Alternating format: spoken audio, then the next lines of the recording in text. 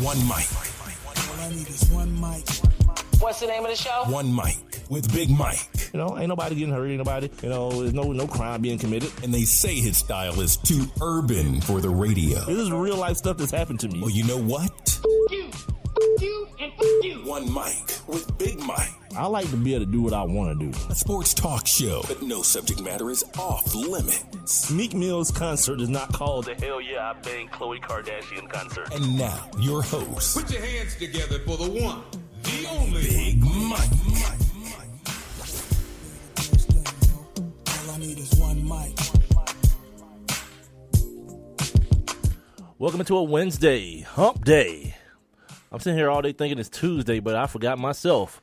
The show is now being heard on Spreaker Monday, Wednesday, and Friday, rather than Monday through Friday.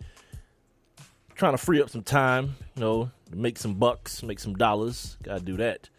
But anyway, welcome to the show. Appreciate you joining me. I am Big Mike.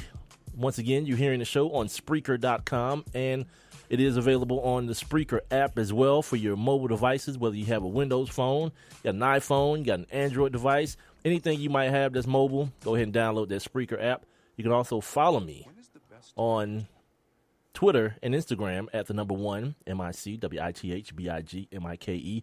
Use that as well for Spreaker. Sign up for your free Spreaker account. And then once you do that, guess what? You can jump on in the live interactive chat room.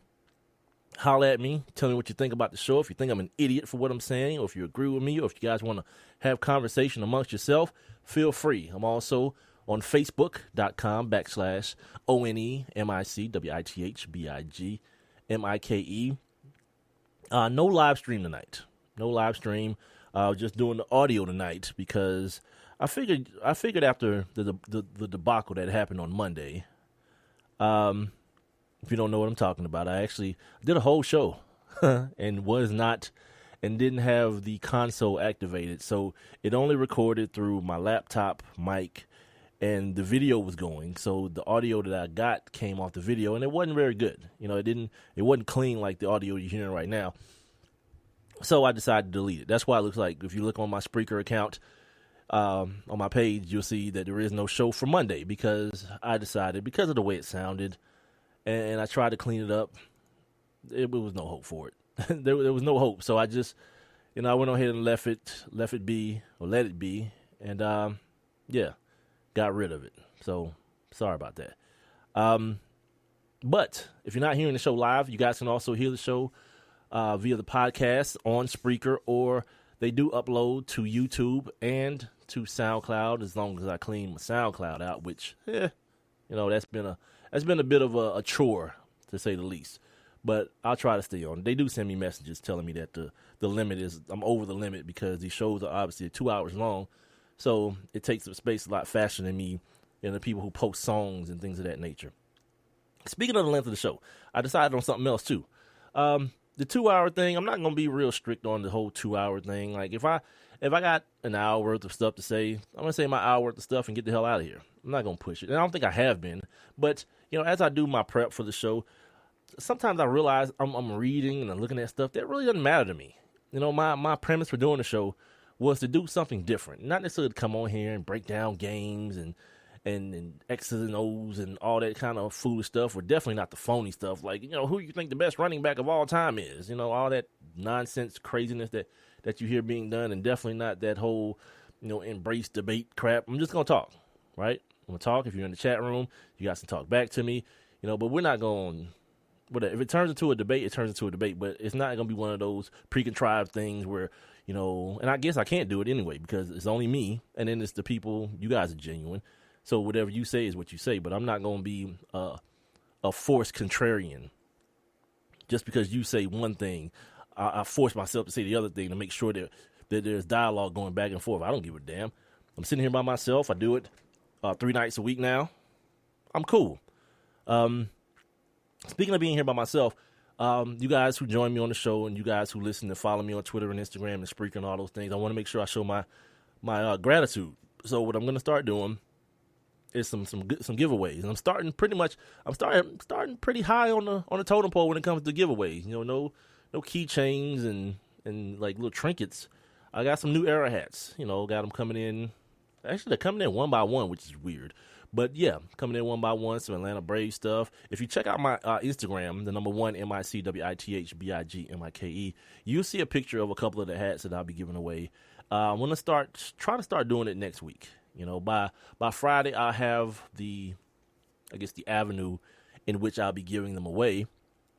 But until then, I'm just gonna keep telling you guys and pick up some of my presence on social media, telling you guys that they are coming, posting pictures of them so that you guys can holler at those. Very few of them. I don't think any of them so far are fitteds. They're all adjustable snapback. So whatever size head you have, you should be okay. What else do I need to get out here before I set the show up today?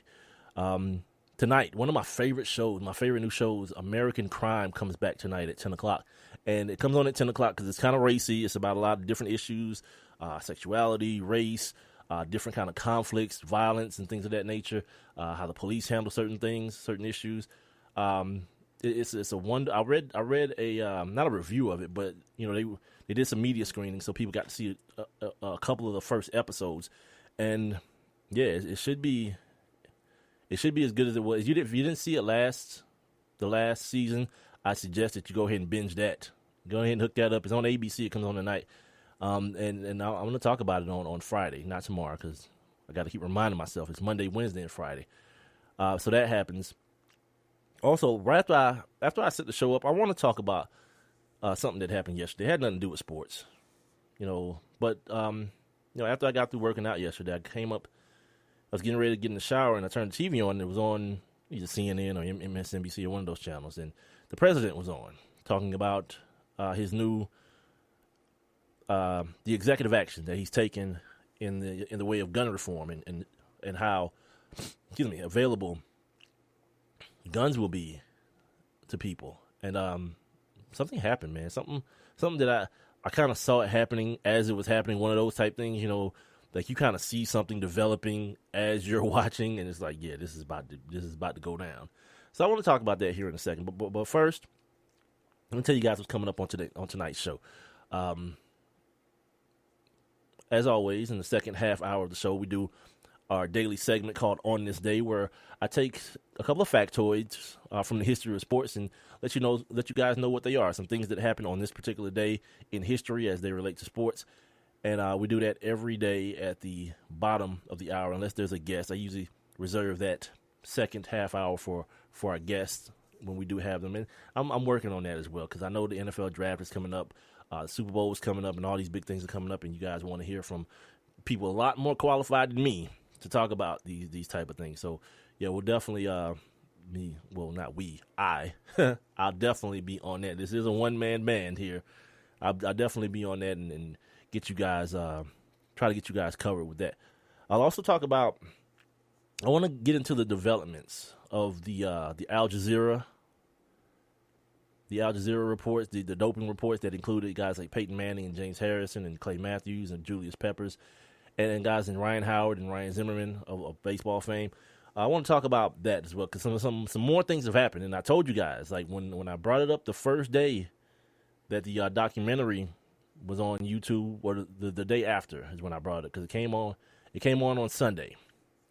And I told y'all, this ain't like one of those things where, they just gonna put Peyton Manning and these guys' names in something, and that's gonna be it. Nah, of course not. So the New York Times did what a good paper should do. They went digging, and when you dig, you find things. And they did. And I'm going to discuss that and share those things with you guys here in just a second. I also want to talk about some of the things that's going on in the NFL right now. They call it the coaching carousel. Monday was called Black Monday. And this is pretty much a yearly thing for me, where I kind of delve into the Rooney rule. The rule that dictates that a minority candidate gets interviewed when there is a head coaching vacancy or a general manager vacancy in the NFL. And every year, there's that guy, the one that gets passed around and passed around and passed around, and we'll delve into it, man. And I've got some pretty pointed things I think that are pointed to say about it. Also, I want to yeah, I want to discuss Johnny Manziel. Didn't get a chance to do that on Monday. The whole Johnny Manziel thing, and not just him, but the way he's covered now. And I'm not a Johnny Manziel guy. I thought coming out of Texas A&M he was gonna be bad at football, bad at professional football. I thought all that Johnny football magic stuff was crap. You know what I mean? But I thought he was limited in so many different areas to the point where his the standards for what he should be have been lowered so much. Every time you hear somebody say something about him, I mean, he did all right. When the hell has all right been all right? They got some other Cleveland Browns news as well, aside from Johnny Manziel. Surprising, but yeah, there's some other Cleveland Browns news as well. That's kind of interesting to me. You know, when I read the headline at first, I was like, what the hell are they doing? But, you know, sometimes different. Sometimes different is what, you know, if you keep on doing something and it's not working, what do you lose by trying something different? You know what I mean? Like, if you're already bad, yeah, reach out there and do something a little unexpected and see what happens. Because if it doesn't work, what do you lose? You know, you end up in the same place that you started at anyway, and then you continue to move forward from there. The Atlanta Hawks last night took it on the chin once again from the New York Knicks, and I don't even want to talk about the game. Once we get to that, I don't want to talk about the game. I gotta talk about the broadcast, man, because it's starting to do something to me. I want to watch this team, and they're not as good as they were last year. They don't look the same. Everything doesn't really vibe the same. It's just there's something different, right? And because the basketball was good last year, you were able to look past. I was able to look past, you know, the broadcast itself. But now we back to 2 years ago, where the basketball is all right, marginal at times, and it illuminates the deficiencies in the broadcast team. Oh my God! Like, yesterday was horrible, man. And let me finish setting the show up and talk about President Obama, and then we'll get to that. What else do I have on my baseball made the show today. Today they announced their Hall of Fame inductees. Ken Griffey Jr. is one, and Mike Piazza. They may be the only two, now I think about it, but whatever. That's not what I want to talk about. I want to talk about this thing about this unanimous voting situation, and how ridiculous and stupid it is. Also, I'm going to talk about one of my favorite organizations in the world, the NCAA holes, and just something that, you know, it creeped up on me again today, something that happened. And it happens way too often, and I don't think anybody pays attention to when it happens, because it seems as though it's warranted and that it should happen. So no one really ever raises an eyebrow about it. I'll tell you guys what it is coming up here shortly. This is One Mic with Big Mike. Thank you guys for joining me. Being heard on Spreaker.com. That's Spreaker. It's like speaker, but with an R in between the P and the E. You guys make sure you sign up for your free Spreaker accounts. And once you do that, follow my show, the number one, MIC, WITHBIG, MIKE. And once you follow me, I'm here Monday, Wednesday, and Friday, starting at 7 o'clock. You guys can jump on in the interactive chat room and, you know, spar back and forth with me. You guys can start your own conversations within the chat room, and I'm sitting right here and I'm monitoring it, and I can see what everyone's saying, and I can comment on it. I can, you know, retort whatever is necessary. Also, you can follow me when I'm not doing the show on Twitter and Instagram at the number one, MIC, WITHBIG, MIKE, and also on Facebook.com/ONE, MIC, WITHBIG, MIKE. Speaking of when I'm not here, the podcasts are available to download and stream via the Spreaker page that I mentioned earlier, or on YouTube, youtube.com. All right. So yesterday, right, I mentioned I finished working out, and I keep mentioning that to let you guys know I'm in this thing to win it. You know what I mean? I'm here. But anyway, I finished working out yesterday, and I come upstairs and I turn the TV on, and President Obama is speaking. And usually, you know, I'm not a political guy at all. You know what I mean? I think the game is broken and it's fixed. But that being said, I like President Obama. I like the man he is, the man who I think he is, I should say, or the way he presents himself. You know, but politicians and politics, you can leave me out of that conversation. I'm good. But I turned it up yesterday. I didn't turn the channel to ESPN or Fox Sports or whatever I would have usually done.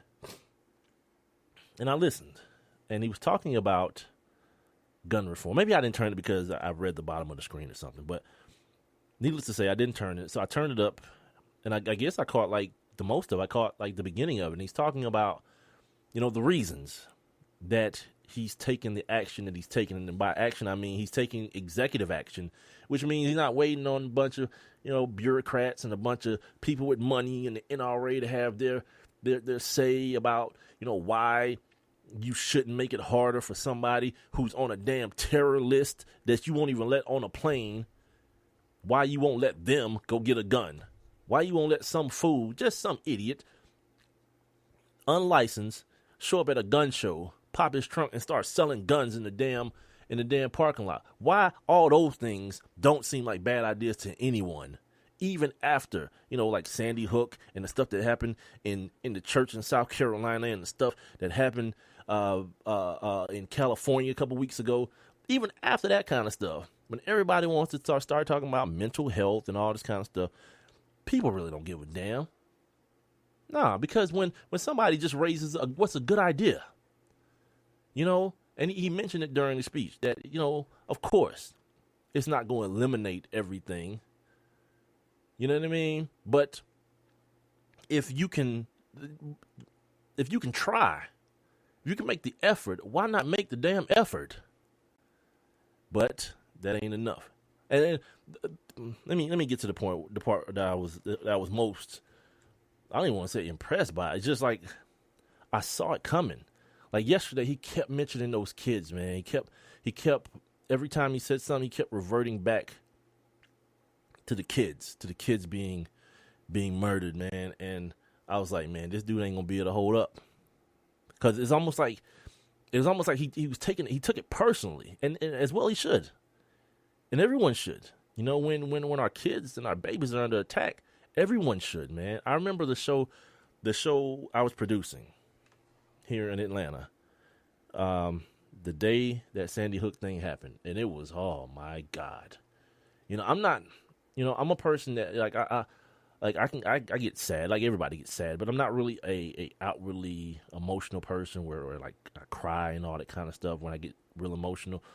But that was happening in the studio with our hosts, you know what I mean? Which made it hard on me and my co-producer, because it was like, damn, how do we navigate this? Because both of us were, we both felt it. It was very palpable. It was very thick in the air. This undenying mood of this is BS, and we turned it into the show. That's what the show was, and then eventually the sports came back into play. And I say all that to say, man, that I could feel them. That's why I could see it coming, because I could feel it. Through my TV, I could feel the emotion coming, and apparently that wasn't enough. That this man was genuinely trying to help. He's trying to do something that presidents don't normally do. Like, presidents normally just stick to the status quo. You know what I mean? And obviously he's got to get support of his delegation and those people. They have to support it. He can't just unilaterally go out there and say, you know what I'm going to do? Change the damn law. And it's not really a changing of the law. He's just making it harder. You know what I mean? He called it what it really should be called. Common sense laws. It's common damn sense that if somebody is mentally unstable, they shouldn't be walking around with no damn gun. That shouldn't happen. If you suspect somebody has the ability to blow up a damn building, why should they have guns? You know what I mean? Just little things like that. I don't call them little, but just those type of things. So, needless to say, still people are talking about how he's a tyrant. Chris Christie called him a petulant child that's acting out because he's not getting his way. Like, man, do you even hear this? Like, Chris Christie's the same person that when in his state of New Jersey, medical marijuana was made legal. I think I'm saying this correctly. It was made legal for kids that were having like seizures and had like real bad medical problems. That was the only thing that was helping them. And then he got in office and he repealed it, and then had these moms, at the government buildings crying, and had their disabled kids out there with them, like stuff like that. It's just ridiculous, man. Like how we get, and he kept saying that too. What I was about to say, how did we get there to where people don't give a damn? Like, you so hell bent on this old ass antiquated document, the Constitution, that you don't even care about people. Like, I don't understand that. Oh, the Second Amendment. All right, Jethro. You understand what amend means? Amend means to change. They were called that for a reason, because the people who wrote them said they realized they weren't going to be able to predict the internet, to predict a 50 caliber gun that could shoot a plane out the sky. They weren't able to predict those things, so they made it possible to every couple of years, and it's actually written, to review these things and change them accordingly. That's why they're called amendments, so that you're able to amend them. But nah, Jethro and his pillowcase wearing buddies feel like that's the thing. It's like people who do that crazy crap with the Bible. Oh man, it's a 1,000-year-old document. Who the hell 1,000 years ago can tell me about stuff going on right now? Cyberbullying, sexting. I don't see none of that in the Holy Bible, but it's real stuff. It's real stuff that happens in the world I live in now. So when you try to hold somebody to things, as far as I know, the Constitution said at one point I was 3/5 of a man. You know what I mean? And I'm sure that there are a bunch of people who would rather go back to that. You know what I mean? No voting for women, things of that nature, and everything would be just fine. Especially those yahoos that are out there, where that, in Oregon, in some national park, saying they not leaving. They got guns and all this kind of craziness. They not leaving until the government relinquishes control of the land. And it's like, hold on, Playboy. Where we at? And this is why, like, these people, if you ask me, yeah, they got to be mentally unstable. Where you work at? Like what you do for a living? Where you can just go chill in a damn park until there's no end to when you leaving. The government's like, we're monitoring it. Yeah, okay, this is what I'm gonna do. I'm gonna get like 7 black people, just 7 of us, and we're gonna go occupy a park with guns. Yeah. 7 will probably walk in and 0 will probably walk out. Like, America has no longer has any shame in displaying its hypocrisy when it comes to race, man. They got guns. Like, any other nationality would be labeled race or terrorist, and the whole thing they would David Koresh that thing so fast, it ain't even funny. It ain't like this ain't some people like when I forget who was it, Trayvon. There's so many. Michael Brown. When the people were laying down in the streets here in Atlanta protesting, that's different. Ain't nobody had no gun, but I bet if they did, they'd have been laying down for good. But if you white in America, you can tell the government that I'm not going nowhere, and if you come and try to stop me, I got my guns. Look, man, if that ain't a threat, I don't know what is. But, our Muslim African president wants to make it harder for crazy people to kill babies and kill kids. You know what I mean? And the people who run the gun shops and the gun lobbies and the people who profit from these type of things, all they want to stand on is the fact that he didn't go about it the way they want him to go about it. I don't understand, man. I don't understand how that's a thing. You know what I mean? But that, that's just me. Maybe I'm the crazy one, but I told you guys when I started this, even before, when I was doing the Sports Kings, that, sometimes, I'm gonna get over here and talk about sports, but that ain't all I'm about. I'm not Mr., disrespect people for the sake of doing it because you have a different ideology than I have about stuff. We can have a conversation as adults. That's cool. But when just overt hypocrisy is like staring you in the face, that's something that I avoid personally, man. Just try not to be a hypocrite about things. The things that I believe are the things that I believe. But if you go to shut down a mosque where people go to observe their religion because you scared, what the hell ain't scary about a bunch of hillbillies camped out in a damn park with a bunch of guns? What ain't scary about that? I don't know. I'm gonna tell you like this. Today, the lotto is at 500 milli. Is at half a bill. Yeah, let me get a piece of that. I'm out. I'm gonna find me, like, if white folks can go buy islands and all that kind of stuff, I'm gonna find me one and just chill. You know what I mean? The nation of Mike, and it just be me and my fam, and that's it. And we do what we want to do. That time, man. Like, maybe that's why I won't win. Maybe that's why I just like the powers that be and the energy in the universe. Whatever dictates you winning these things, man, they won't happen to me. You know what I mean? Because I'm not going to the strip club. I'm not going to buy out the Bentley place. You know what I mean? I'm not going to get a 90-acre compound.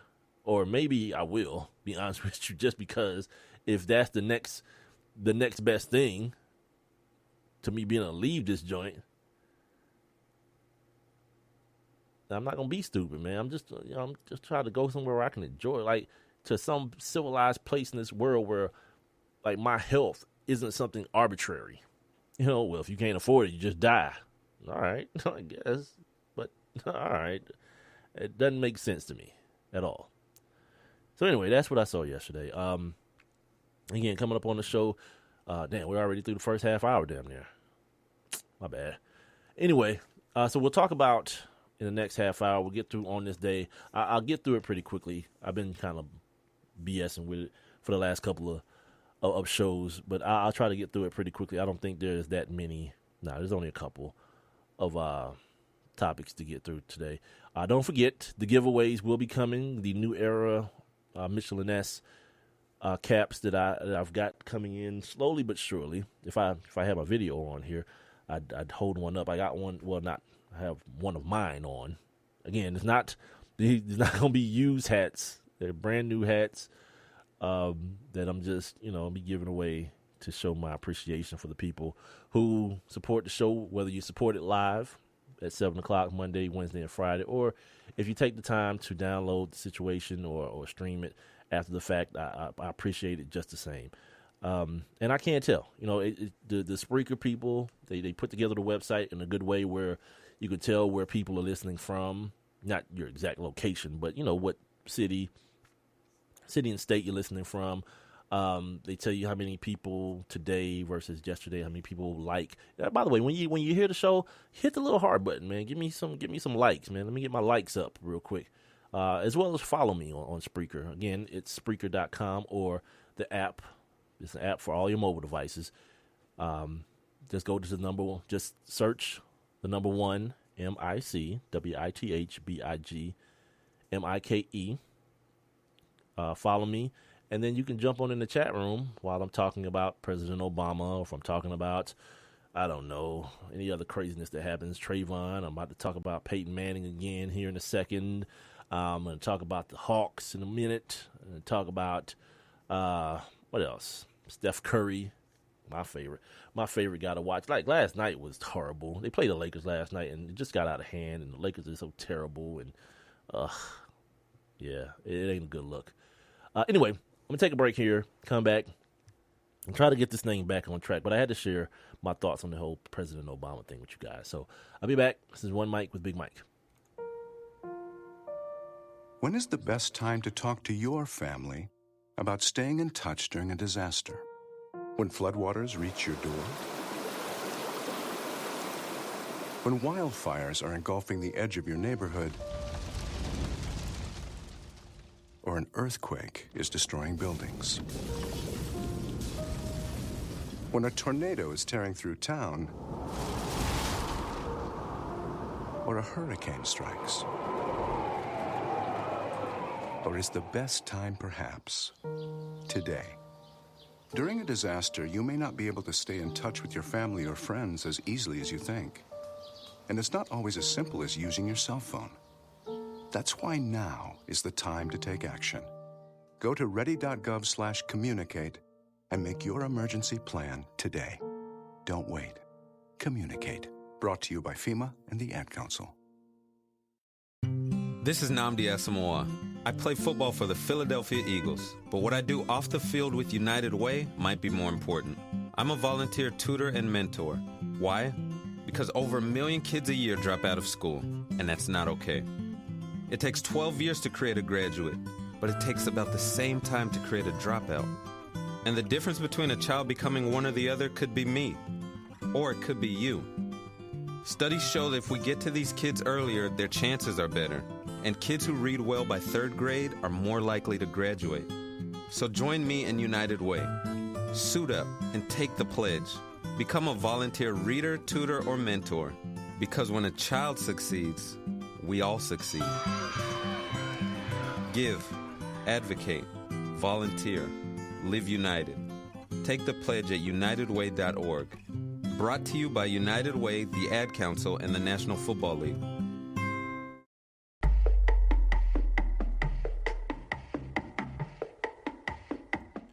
Welcome back to One Mic with Big Mike.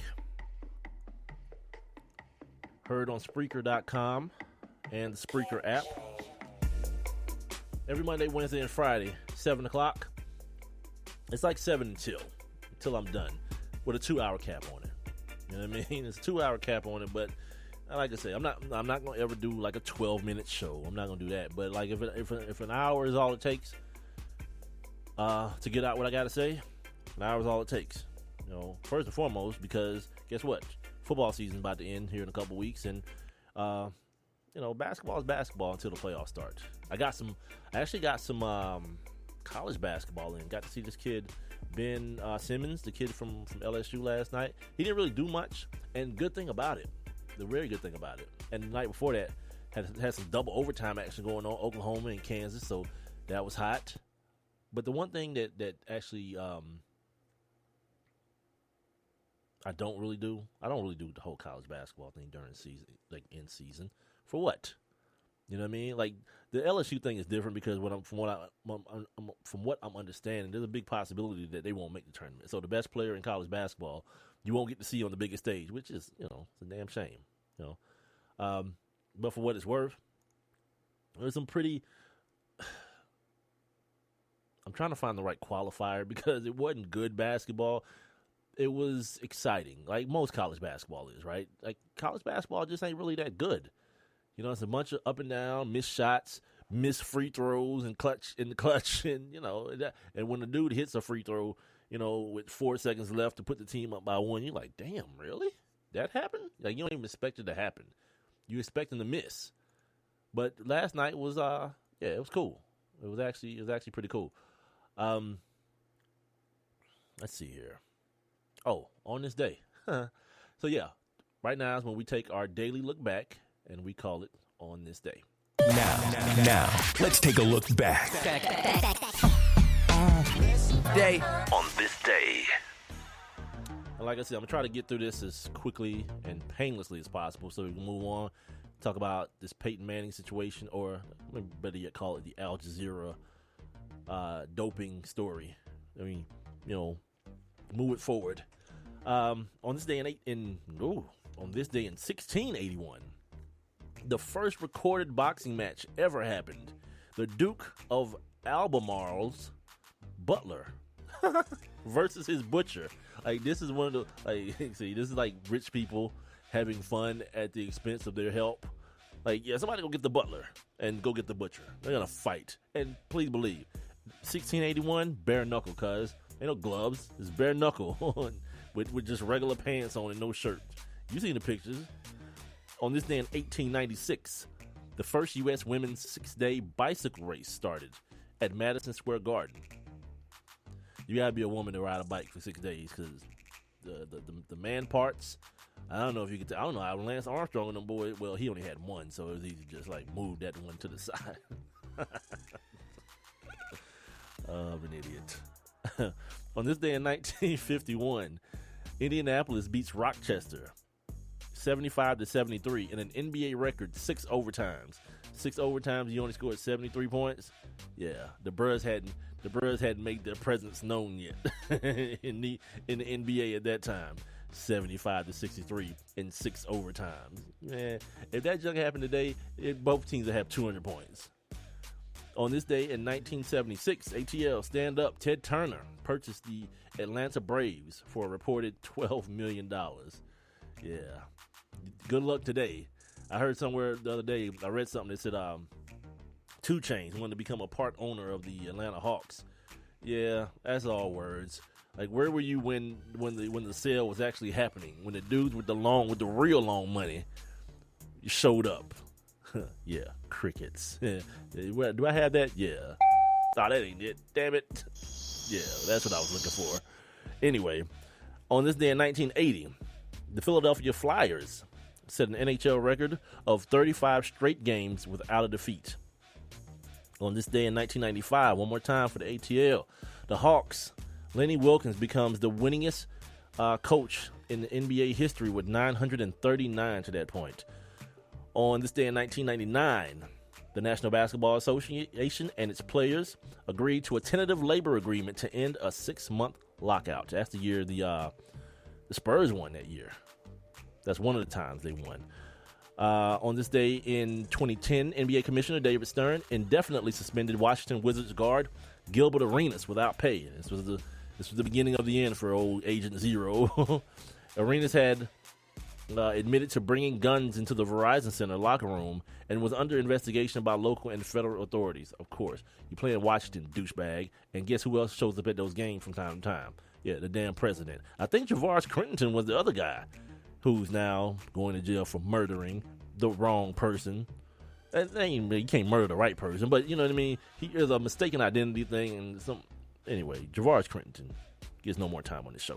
2013, the NHL reaches an agreement to end a 113-day lockout. And ladies and gentlemen, that is your Hump Day edition of On This Day. All right, One Mic with Big Mike. Once again, Big Mike here with you until I get through talking, basically. Being heard on Spreaker.com. Make sure you guys follow me on Spreaker, the number 1, MICWITHBIGMIKE, and tell all your friends to do the same. I would definitely appreciate that. Also, once you do that, you guys can tune in live every Monday, Wednesday, Friday at 7 and jump on in the interactive chat room and give me your thoughts and share your thoughts with one another as well. See, I hate when people do that because you don't talk like that. I was doing that because I was switching my screen, so I slowed down my talk at the end. I just can't stand when people do that, and here I am doing that same thing. All right, so let's get you guys. Let's move forward here with this Al Jazeera report of Peyton Manning and some other guys possibly receiving banned substances from this Geyer clinic in Indianapolis, or a guy, Charles Sly, I think his name is. His last name is Sly. I think his first name is Charles Sly. But his first name is Charles. But now all of a sudden there's this media campaign to insulate and to protect Peyton Manning. He don't need nobody's damn protection. Jim Nance and Colin Cowherd and Phil Simms and Chris Mortensen and all you dudes who like Peyton or in business with him, and or you consider him a friend, or you're a friend of his dad, and all this kind of foolishness. Whatever, man. Whatever. You got to treat him. Like, people want to talk about, because I respect Peyton Manning, he's earned my respect. What about having respect for your gig? Having respect for what you do. And not just write it off to it's a non-story. There's a lot of things that were non-stories before they became stories, right? Tiger Woods wrecking his car, that turned into something. TMZ saying Michael Jackson's dead, and everybody was like, that's TMZ, whatever. Yeah, he was dead. He was actually gone. So, the Alex Rodriguez, right? Ryan Braun. All these things weren't stories until they were stories. And then for you to be, and I'm going to call it disrespectful, in the way you try to respect your friend. This is why, man, I'm going to tell you, my favorite guy, and he may not be the best every week out. I know one thing. He brought it during last year's Super Bowl. Chris Collinsworth, yeah, he brought it. He brought his A game last year. That call, him and Al Michaels, they did their thing. But I saw a piece on him on, I don't know, Real Sports maybe, and how he prepares for the gig. And it was astonishing, one. But not to belabor that. But one of the things he said, he was like, I'm not trying to know these dudes and be their friends, because the time will come where I got to be critical. I got to do my gig and be critical of these guys. And I don't ever want that thing that pops up in your mind that says, oh, man, this my guy, man. I know his wife and I know his kids, but, man, how am I going to do this? Nah, that's how I feel.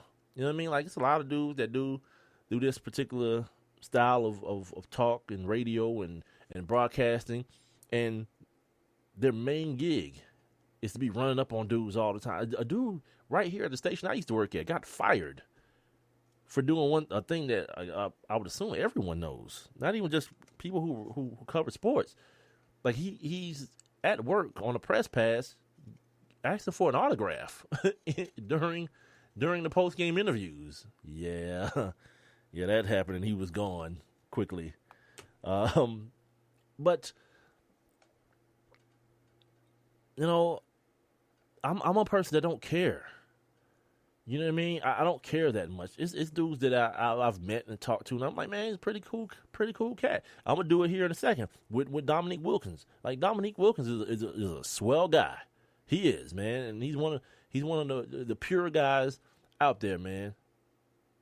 But we gotta talk about Dominique's the gig he does now. Not the dunk champion Dominique. I don't know. Did Dominique ever win a scoring championship? Maybe he did. Maybe he didn't. But the prolific scorer that he was as a player, we ain't talking about that. We'll get to it in a second. Let me finish this up. So yeah, these guys feeling like, you've got to give him the benefit of the doubt. Have we not learned? Like, has all these things happened? Again, Alex Rodriguez and Ryan Braun, all these people that we thought, there's no way. Like guys like Clay Matthews. Like, Clay Matthews went to school with Brian Cushing, who was popped 4 PEDs before. Right? Now Clay Matthews goes to he plays in Green Bay with this guy Neil, one of the guys that's mentioned in the documentary, who, by the way, was also popped for PEDs before.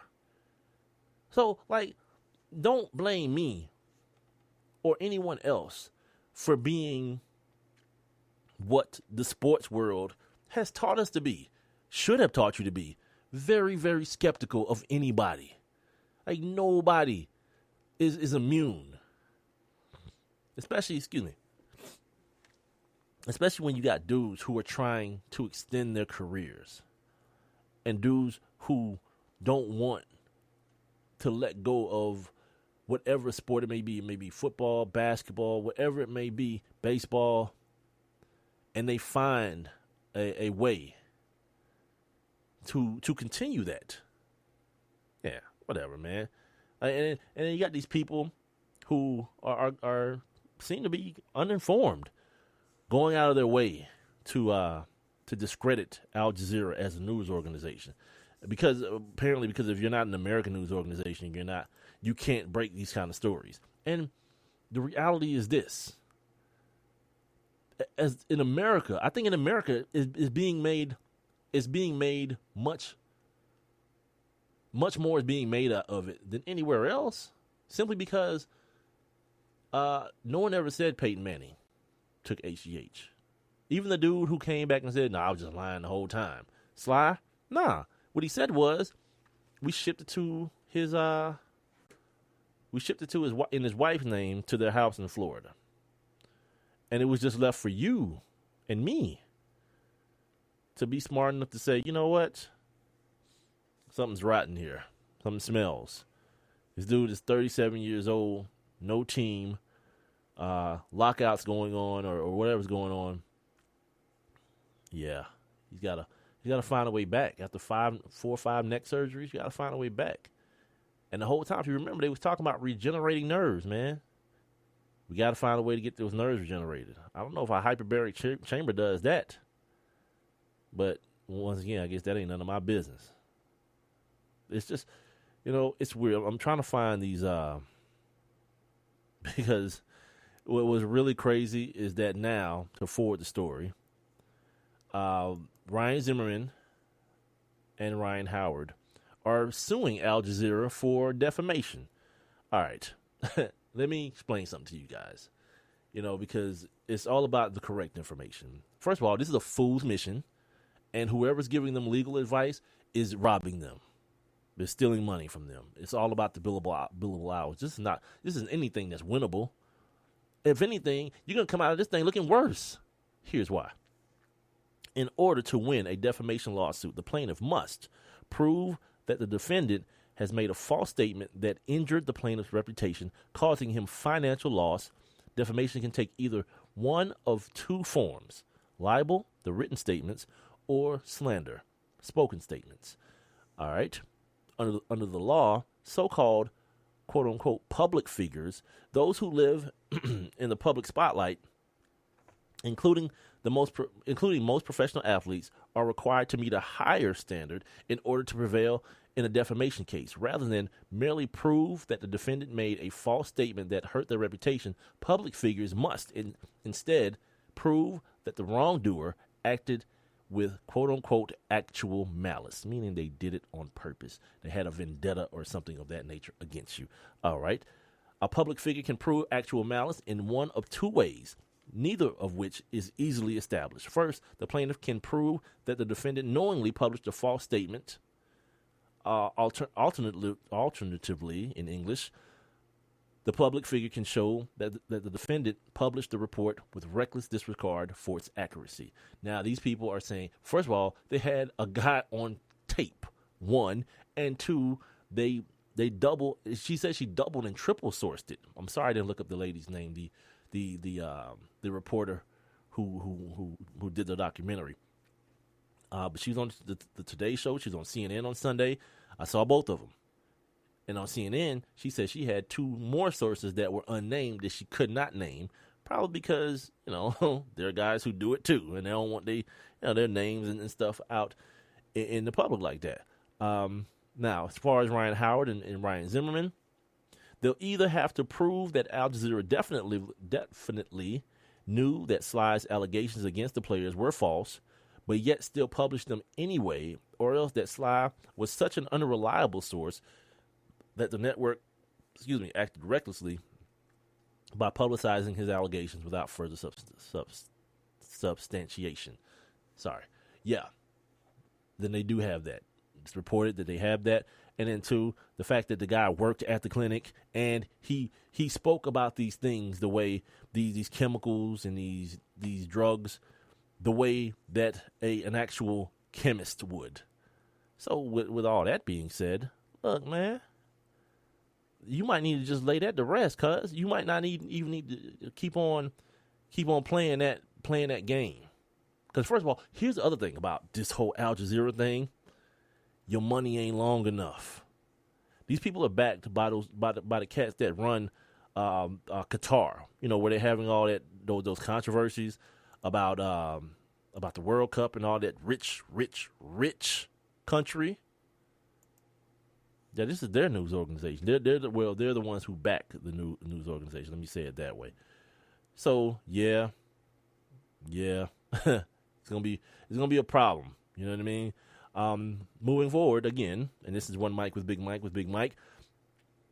I should have said that twice. That was stupid and ignorant.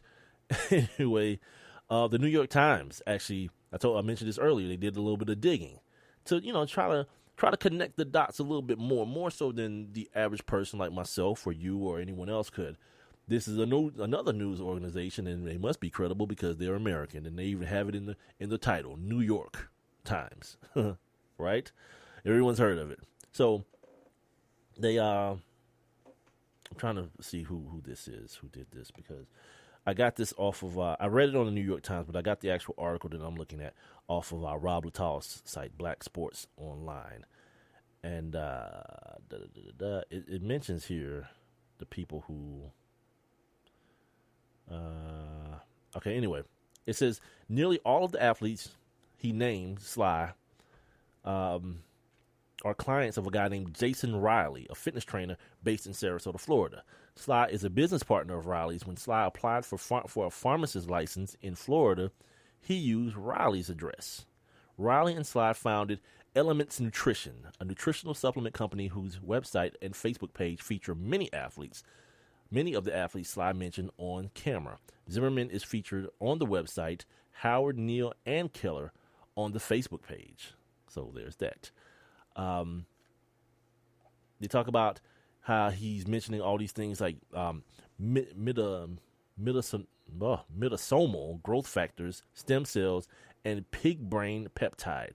He talked of all with a chemist's ease. His network, as he describes it, extends from Germany to Switzerland to Vancouver, where Chad Robertson, a pharmacist, said Sly was a savant of doping, meaning he's a damn idiot, but he knows about this.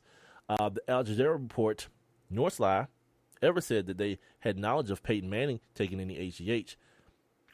But the problem is, once again, with Ryan Zimmerman and Ryan Howard, and if Peyton Manning decides he's going to join a lawsuit, you don't want that life. You don't want that life because they're not just going to talk. Like, you don't get to talk. You don't get to pick what they talk about. Like, it ain't just going to be about HGH, my man. It's going to be about everything and anything that you've ever done. So unless you are what most people in the world aren't, which is squeaky clean, back away. If your bosses, the owner of your team, the commissioner of your league, if they ain't sweating you, and if what you say is true, you passed all the tests and all this kind of stuff, which we learned about the tests last week, right? Or before the new year, how basically you have to have taken the HGH like right before the test to get caught, which means you have to be a total bumbling idiot, right? So if none of these things have happened, you serve to gain nothing. Very little. Like the risk versus reward is higher on the risk side. way, way higher on the risk side than it is on the reward side. And, it'd probably be a better thing. Like, whoever's doing this is stealing money. Whoever the lawyers are, and I think it's one guy, too, matter of fact. I saw his name in one of these things I was reading. I can't remember it right now. But, yeah, he's an idiot. Well, he's playing them for idiots, and they're being idiots. Let me say it that way. And the one thing, if you want to know about, Peyton Manning, well, he says that part. He never took anything, but he never said anything about the stuff being shipped to him. And maybe that's like semantics, because the fact of the matter is this: like, people want to talk about how HGH is legal, quote unquote, but the manner in which you receive it can be illegal. And I mentioned this a couple shows ago. There are really only 3, and it's in the documentary, The Dark Side, right? There are only really 3 instances: cancer, AIDS, when your body's deteriorating from AIDS, and if you have certain birth defects, like, crack babies and things of that nature. They still call them crack babies because I know everything is now so politically you can't say anything, but whatever, right? Those type of deals will mandate an HGH prescription. The other stuff, bodybuilding and all that, no. No. Playing sports, no. Recovering from injuries, no. So it's going to be interesting to see. And all these people, man, all these people that's going super, super hard for their dude have learned nothing. You know what I mean? And you know what? I was about to say I feel sorry for certain people, but I don't. The people who are like still like trying to like fly that Bill Cosby flag, give it up. Stop, man. Stop. You don't want that. Come on, man. At some point, because now if it's just about you wanting to be right, if that's where we at, all right, whatever, cool. You know what I'm saying? Sweet, but. If you live in the real world, I don't know if there's anything that can tell you that, your man's living foul. You know what I mean? He's living foul. And I don't know if there's any other way to put it than that. Or it was living foul, and like the whole thing about his wife sticking by him and all this kind of stuff. Like yeah, whatever. She's the same bride that stuck behind him when he hid a kid from her and was paying for like the kid's schooling and college and all that the whole time. Like, this ain't somebody who's like, this ride or die chick. Like, I don't want that chick in my life. You know what I mean? Like, at some point, if you're going to be that, hold that dude accountable. Yeah, you don't deserve no credit for that, for being a fool. And then, too, where the hell is she going? Like, her whole life is linked to his. Where's she going? And what's she going to do? She old, too. But, another story for another day, I guess, man. But you got to learn, man. You got to learn hard. I mean, you got to learn from the lessons that have been taught previous to now. How you knew Mike Vick didn't have nothing to do with dog fighting and killing no dogs. And then he told you he did. And you still didn't want to believe it. Because you had went so hard before, you can't, there's no out at that point. You got to just continue to go down the same damn road you've been going down. Yeah. I'm the wait and see cat. Let me just, okay. Somebody brought up, some rape allegations from a couple decades ago. Cool. All right. Let's see. He's a comedian. Let's see what happens. Then, Bill Cosby, they caught him on tape trying to shut down him. Please don't ask me about that. And he's like bashing some dudes, journalistic integrity, which I guess he didn't realize the dude that was interviewing him don't give a damn about Cliff Huxtable. So he was like, all right, you want to do it like that? Cool. Yeah. And they put it out there that this dude was running again and trying to shut down an investigation about these allegations. That's what he did the first time. Like, if you ain't do it, you ain't do it. Right? If you ain't do it, you deny it. You deny it to the end. You don't make deals. It's on paper. It's written. It's like, this ain't like hearsay. This dude made deals with newspapers and reporters. Like, look, I'll get you an interview, an exclusive with this person. Just don't publish this. And you could do that in the 80s. But now everybody with a smartphone is a reporter damn near. Might as well be. So this Peyton Manning thing, I'm not sitting here hoping that Peyton Manning has done these things. You know what I mean? I'm not. But I'm also not sitting here hoping that he didn't. I don't care. I don't care either way. My beef is with the people who continue, because you feel like that's your man, that you need to go that hard. I don't go that hard for nobody. I don't give a damn who you are. If I wasn't there to see you not do it or do it, nope. Nah. And that's gonna be my statement, because what I believe in is very few people in this world are one person to everybody. You know what I mean? Joe Paterno let people get raped, let kids get raped on his campus. He let his boy come on the campus and use the facilities to rape kids, right?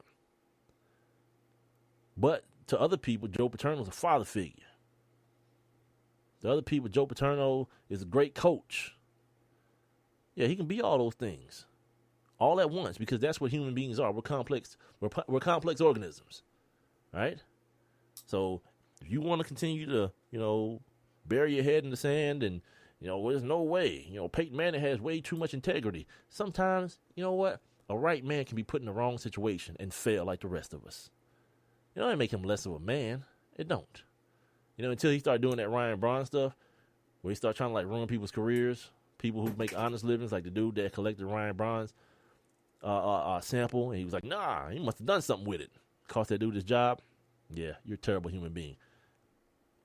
Less than a year later, you get popped for the same thing again. Not only are you a terrible human being, you're a bad guy, and you're a dummy. That's what I meant to say. Not only are you a terrible human being, but you're a dummy as well. Get caught for the same thing twice, because you that arrogant. This is One Mike with Big Mike. I'm going to come back, top of the hour. I'll talk about the Atlanta Hawks and, not even just the Hawks, because whatever. It's January. Who cares right now? They're in 5th place. But, just my viewing experience, man. You know, God, my viewing experience. I need to have it. I need to be better.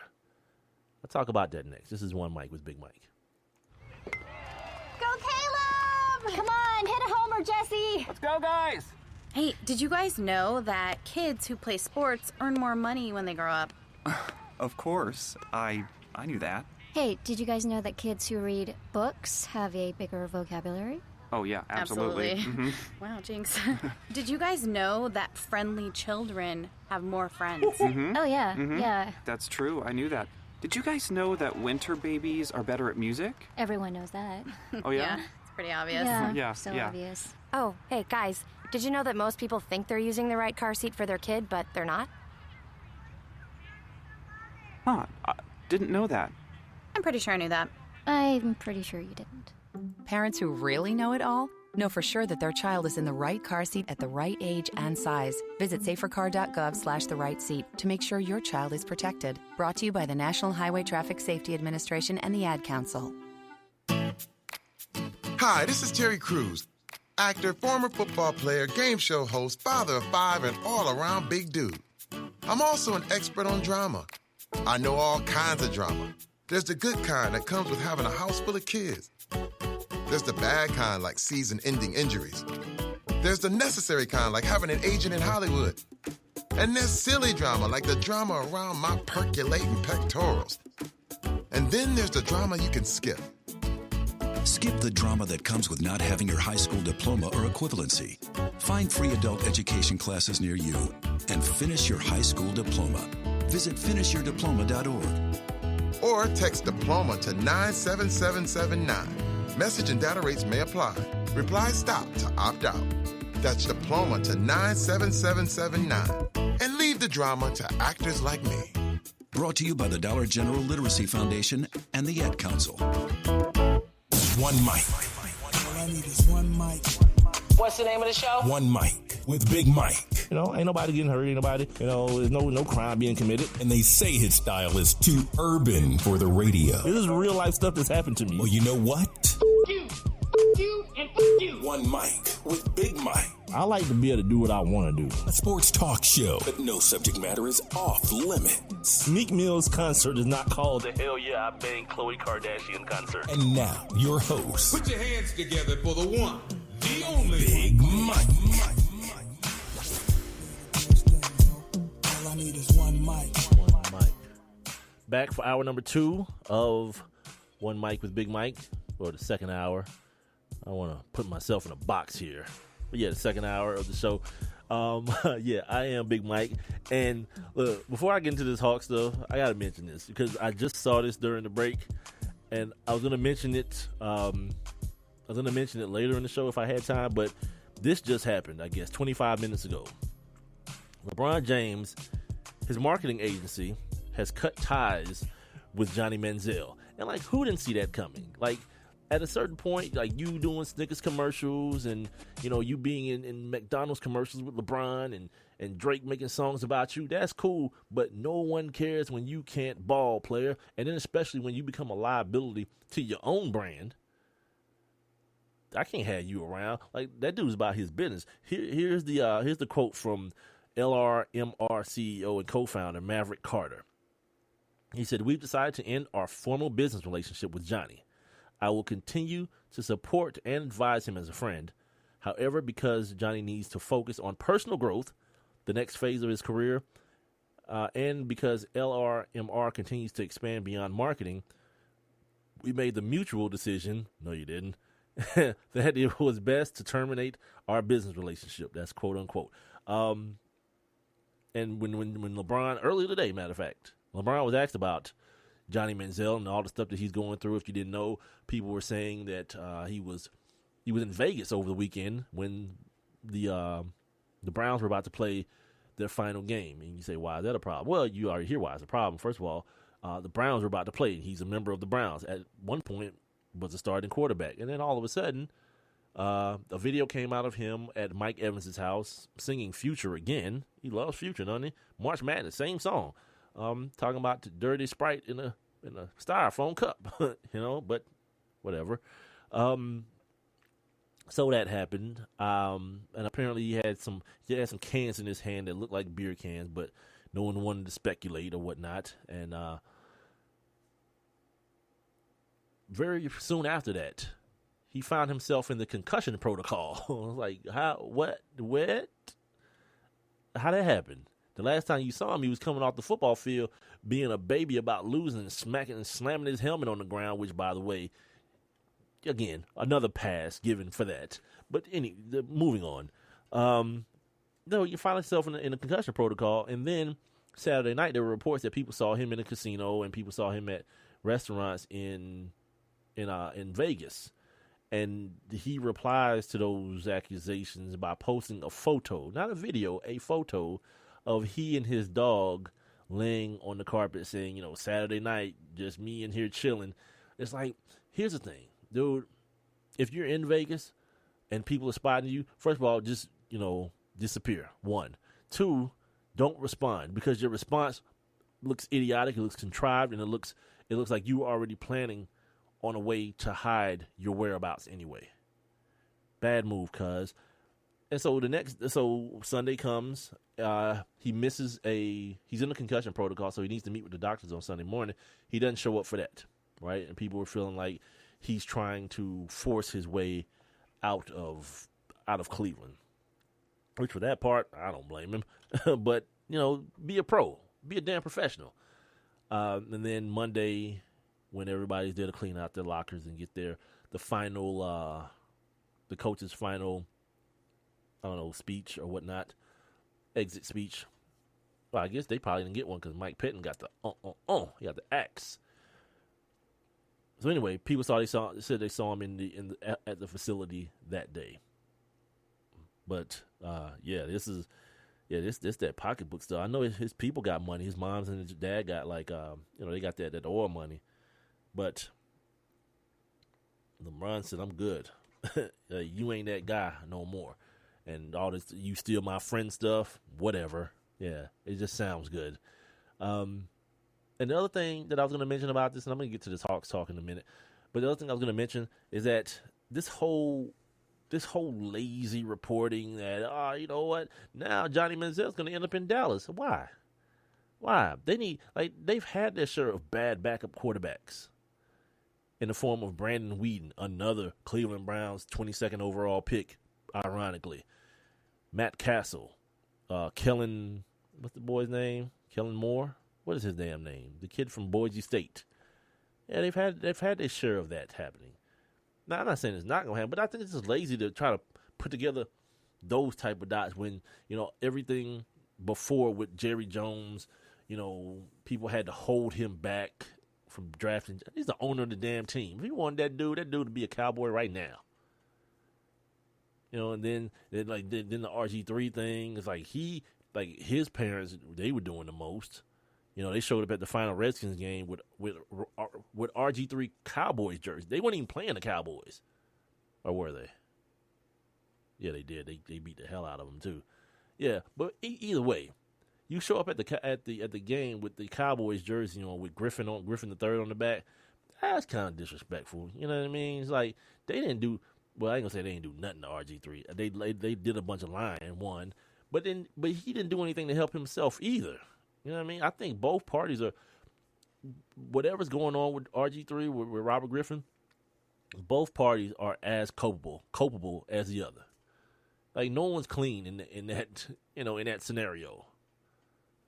So yeah, that like I said, just during the break, happened to see that, and I was like, nah, I ain't gonna hold on, because I'll forget. It ain't on my notes, and I would have forgotten. But LeBron James no longer has business ties with Johnny Manziel, so don't look for him on no commercials anytime soon. Yeah, I believe LeBron got him that Snickers deal. Obviously, he's in the McDonald's commercial with LeBron. I can't think of anything else he was in, but I won't have to now. From here on out. Sweet. Huh. And apparently Holly Holm is going to fight before she fights Ronda Rousey again. All right, let me put this down so I can get back to the stuff I had planned. See, that's my problem. I get distracted so early. So quickly. Even when I'm prepping for the show. You know what I mean? Yeah. whose boobs are these? Well, okay, what celebrities' boobs are these? I have to know. Speaking of, I saw some wild stuff today. I sure did. Apparently 50 Cent's baby mama, didn't know that was a thing. Somebody told me on Facebook. Yeah, her Snapchat, I don't know how Snapchat works, but I'm assuming you can send private messages. And, she's in the mirror taking a nude and sent that joint to everybody. So that happened. And in Brazil, this police officer, female police officer, locked up a leader of one of the local gangs, and in retaliation, they got a hold. I guess some way they got a hold of her nudes and sent them out to everybody. Which, thank you. And damn, yeah, it happened. You guys know how to work the Google. You'll figure it out. So anyway, the Hawks, right? Hawks lost for the second time in 3 nights to the New York Knicks. Carmelo, Porzingis, and the boys. And, it happened. The Knicks shouldn't be a better team than the Hawks, but the Hawks haven't been playing like the Hawks. Like the Hawks we saw last year. Nah. So the Knicks came in here, put a butt whooping on. The Hawks tried to make a comeback at the end. For some reason, Dennis Schroeder hadn't played in the last 2 games. He played last night, got a couple points. Remember last week I mentioned how Shelvin Mack was the first point guard off the bench, and you felt like maybe Coach Bud was trying to check, kick the tires on old Shelvin, see what was going on.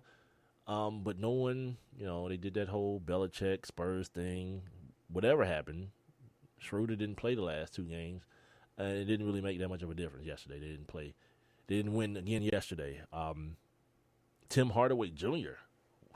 Yeah, you wonder where he was other than the D-League and wherever the end of the bench in street clothes. Yeah, he actually got some run yesterday. Got some quality minutes yesterday against his former team and did well. He did all right, for a guy who hadn't played since November. Well, hadn't played, in the NBA since November. I don't want to make the same mistake Dominique Wilkins did. Look at that rust on him. He's been playing basketball, Dominique, and practicing. God. Which brings me to the point I wanted to make, to what I wanted to speak about today. I don't know about you guys, but personally, I'm a person who I want the entire experience when I'm watching sports. You know what I mean? Like, I don't mind, Gary Daniels and Vern Lund. I think Vern is like way over the top on some things, but yeah, whatever. You know what I mean? I think the play-by-play is good. I think the analysis is good as well from Gary Daniels. And then all the other stuff, I'll deal with it, whatever. Hubie Brown, my favorite in any sport. Hubie be talking that you know what I mean? Like you'll get smarter as a basketball player when you watch a game that Hubie Brown calls. Then, I like, I mentioned Chris Collinsworth earlier. He and Troy Aikman does a good job to me. Who else? I like Mark Jackson and Jeff Van Gundy and Mike Breen. I like that. I like their dynamic. I like their chemistry. How the basketball stuff gets in there, but then they still make time to, just kind of F around a little bit. You know what I mean? Like, there's Mark and Jeff, and Mark would be like, you better than that. And Jeff will give it to Breen, and Breen will give it back to Jeff. And they have that little, that 3 brothers type of rapport. I don't know if you guys heard Bob. It was Bob Ryan. Ooh, he called Mark Jackson a Bible-toting phony on Dan Lebatard's show today. That was awesome. You know what I mean? And it's something that, it's got some credence to it. You remember the whole extortion thing with the process? Like, while people like Stephen A. Smith, stupid, like he's become the I see the Klan everywhere black man. He's that guy, the dude that you hang out with that you always just want to say, man, shut up. Stop talking. You with me. Shut up. Do that on your own time. But everything, that dude sees racism everywhere. Apparently Jerry Jones is a racist because not Calvin Johnson, because Jason Garrett still has his job. I think he's just an idiot. And, I mean, you can be an idiot without being a racist. But the reason that, I'm looking at Russell Westbrook walking to the stadium. He got one of them hats on that they got real wood on the brim. It's like a fedora. Is it like a fedora? whatever kind of hat. But he also has like a sham or whatever, a camisole as well. But the hat is wood, and I saw those dudes on Shark Tank, like pitching that joint to like Damon, whatever his name, Damon John. Huh. Good for those dudes, man. Two black dudes. I think it was a black dude and an Asian dude, maybe. Or it might have been two white dudes, probably. I don't know. But no. The whole Mark Jackson thing. Then I saw this clip of him, like, on the corner like a crazy man, preaching about Jesus and all that kind of stuff. Like, yeah, that kind of fits the mold of a Bible-toting wacko. You know what I mean? Like, usually it's like the mentally unstable dude that's downtown Atlanta doing that, telling you that the world's going to end. No, it's Mark Jackson on the corner screaming out, you can only serve one master, and asking people, who's your master? Like, what the hell is happening? Is Mark Jackson forming a cult right before my eyes? But yeah, there's that, and there's the whole, the prostitute was extorting him for money to not let his secrets out, and he had to just come forward with it and tell people, like, yeah, I've been dipping my in the wrong and, we tend to forget about those things because he can say, mama, there goes that man, and him and Jeff Van Gundy, make us laugh a little bit. And, everybody wants to politic for how Mark Jackson deserves credit for what's going on in Oakland with the Warriors. And Bob Ryan got on Dan Le Batard today and said, nope, I'm on record a few years ago telling people that this team is probably the best team in the league 1 through 8 if only they had a good coach. And, yeah, that's the type of stuff I like. Yeah, he was right as right could be. So while Stephen A. Smith is screaming at the top of his lungs, Mark Jackson deserves all this credit for this, shut your ass up. You're an idiot. You're an idiot. You're a puppet, man. You're an ESPN puppet. And then he's like the Al Sharpton of ESPN. Like anything that they can let a black man say that would seem like to take white people back a little bit, he's the guy. He's an idiot. And anyone, if you guys subscribe to that show and you love that first take nonsense, you're idiots too. And I say it to anybody who ever starts a sports conversation with me, like, man, this morning Stephen A. Smith said, conversation's over and I'm out. Yeah, we got nothing else to talk about. Soon as you qualify your statement with that, I'm out. Especially if you're trying to prove a point. Like if you're trying to say Stephen A. Smith was an idiot, I'm all the way in on that. But yeah, if you're trying to like prove some sort of point, nah, I have better things to listen to, like the sound of a cat being strangled to death. You know what I mean? That's more appealing than that foolishness that's about to come out of your mouth. Okay, but the Hawks, right?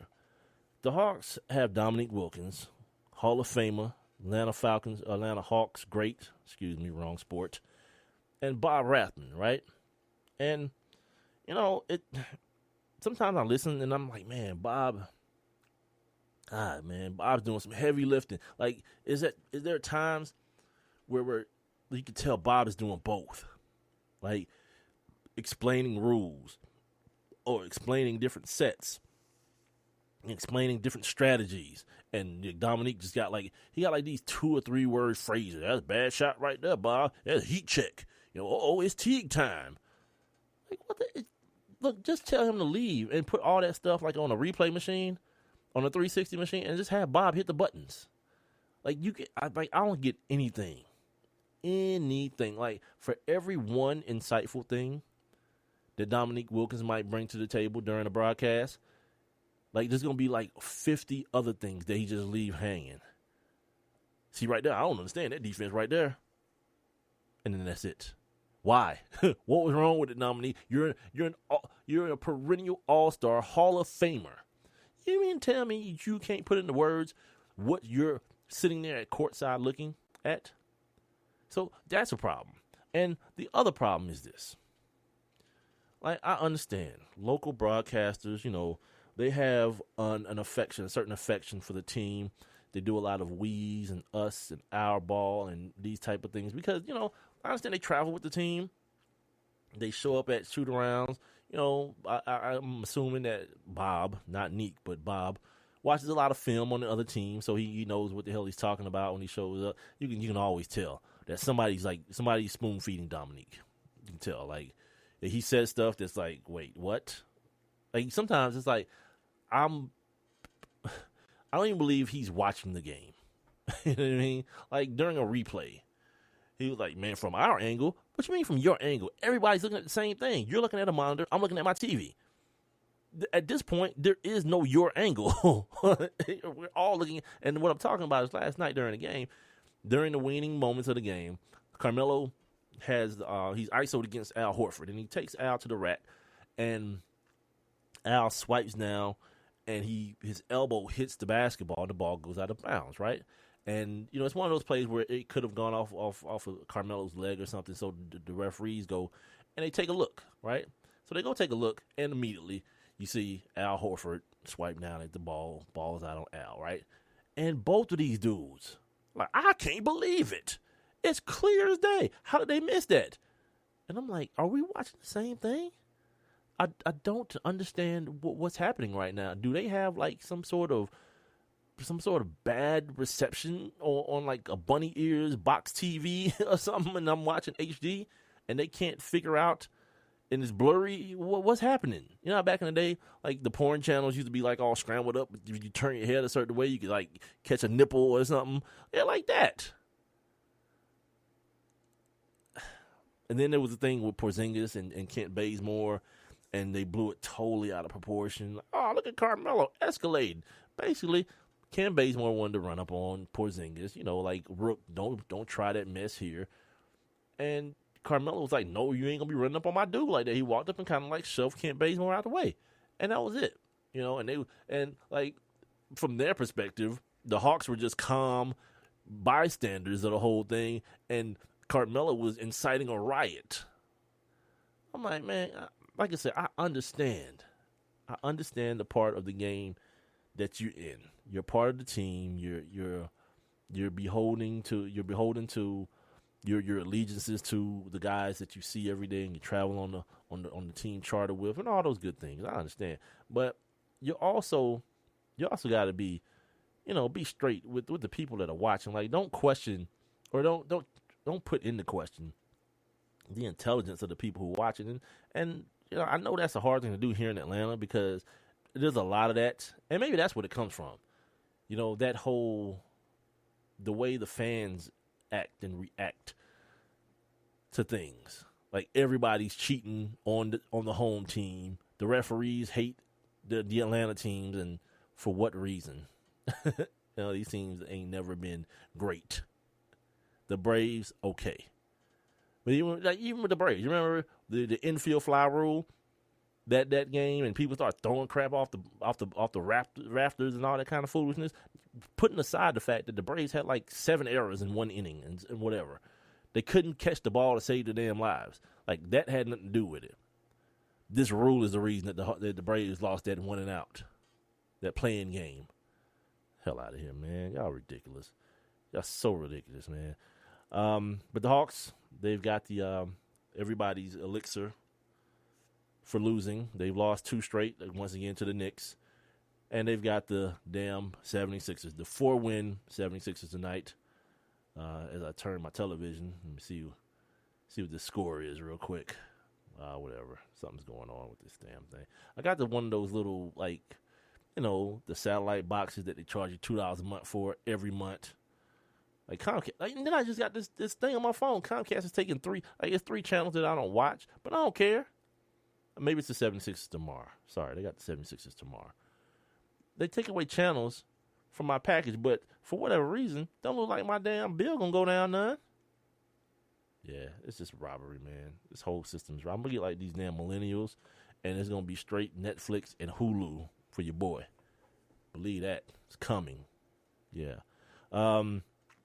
Other thing going on locally, I saw this article today about, you know, UGA fans, should they be mad about Kirby Smart staying with the Alabama Crimson Tide throughout the college football playoffs and the championship game on Monday, which we'll talk about that on Friday some more.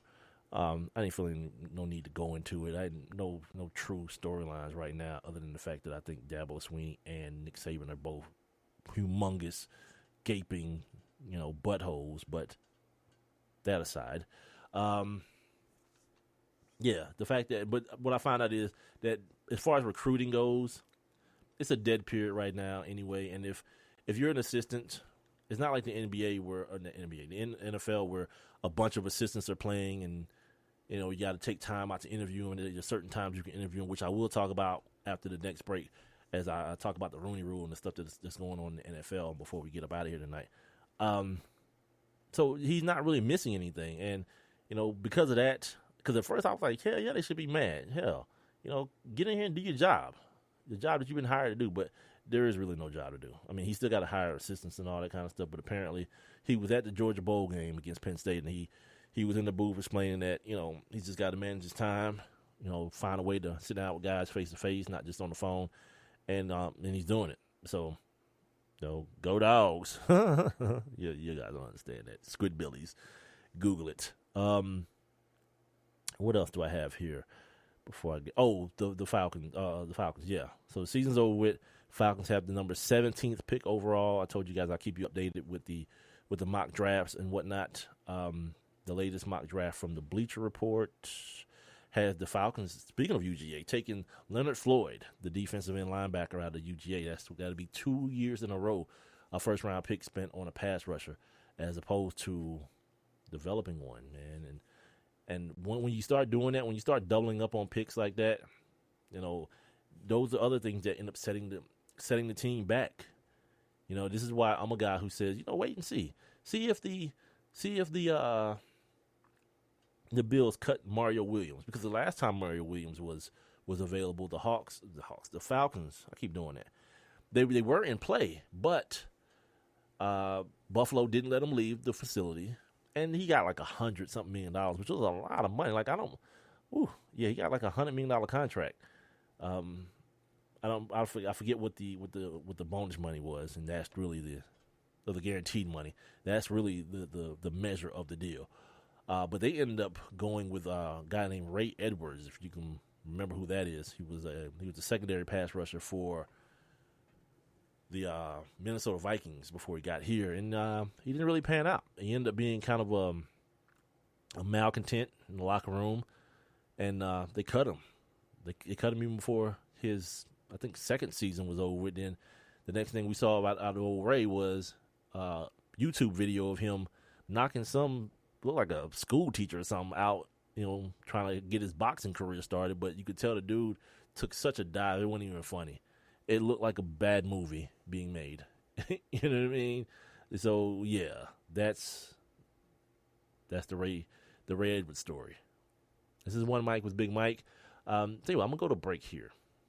Yeah, I'm gonna take a break here. If I can move this commercial where I want it to go.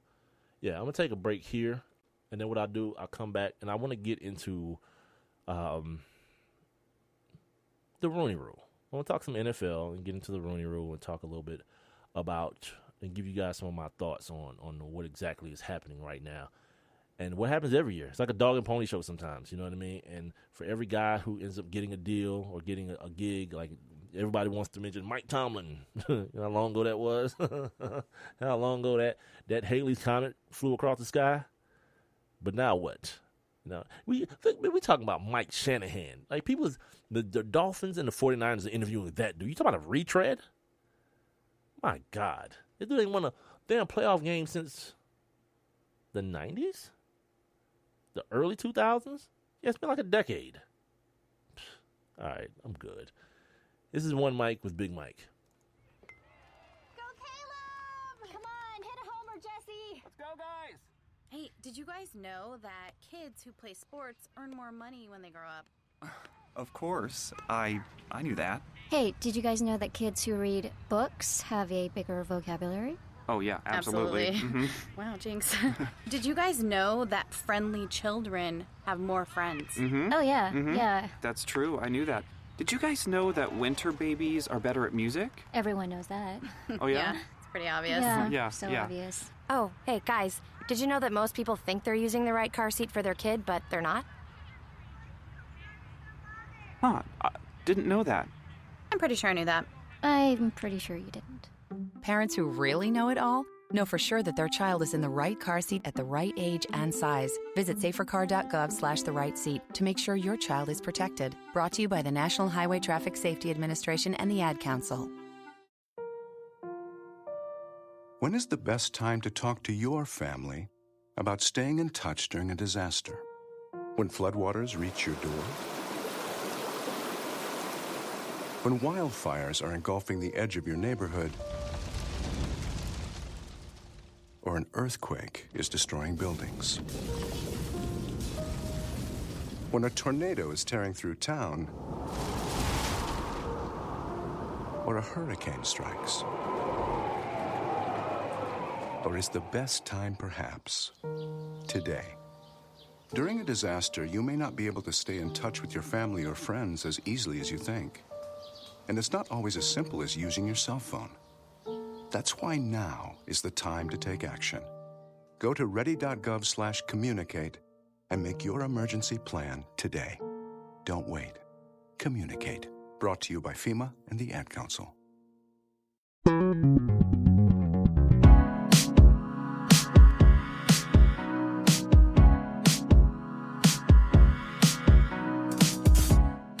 All right, welcome back. At least another half hour to go here on the Hump Day edition of One Mic with Big Mike. I ain't even load my Hump Day drop up, man. Damn. Slacking. Anyway, welcome back. Remember, follow me on Twitter and Instagram at the number 1 MICWITHBIGMIKE and on Facebook.com/ONEMICWITHBIGMIKE. I want to remind you guys that I will be, I'll figure out a way to give away these New Era and these Michelin-S snapbacks, these caps that I have. I got different teams. I got like the LA Dodgers. I got a sweet LA Dodgers one too. It's like electric blue and that new, like, you know, everything's got to have that Volt color and that Volt loud tennis ball kind of color in it. So yeah, it's made up like that. It's pretty sweet. I might do that one first, as a matter of fact. You know, just in case I decide to keep a couple of them. Nah, I'm just playing. I got you, because I want to show my appreciation for the guys, for the people who are actually taking the time out to listen and download and do all those good things, and show you that I appreciate it, man. Because we're in this thing for at least another 11 months, you know, or 9 months, I should say, you know, and we're gonna see where it takes us and see how far we can go, and see if we can. By we I mean me and I can get a few dollars out of this thing to, you know, continue to move it forward. Before I get into the NFL stuff, I want to send congratulations out to Ken Griffey Jr. The Baseball Writers Association of America announced the Hall of Fame inductees today, and Ken Griffey Jr. was one of them. Ken Griffey Jr. one of the best baseball players ever. Obviously now, you know, it's being recognized. One of the guys who has been he's one of the guys that's held up as one of the guys who, quote unquote, did it right, you know, whatever that means. And there's been no buzz or talk, you know, talking about when the smoke is fired. There's been no smoke surrounding Ken Griffey and his use of any type of performance enhancers or anything of that nature. So, and you can kind of see it in his career projection as well. You know what I mean? Like he had the natural career projection. He came out of the box pretty strong because he was young and athletic, and he had that sweet swing. And he was a reckless outfielder, diving against the wall and making diving catches, you know, from center field. And then as he got older, his body did what older bodies do. He didn't get bigger and stronger. It started to wear down on him, little by little. You know, with the Reds and the White Sox, and little by little, it started to, you know, go down till he had to just hang it up. So the evidence is there for him, if you want to make that claim. But, like, again, if he shows up in the Al Jazeera report, you know, well, it's baseball. How about that? But no, he garnered 473 out of the 440 possible votes.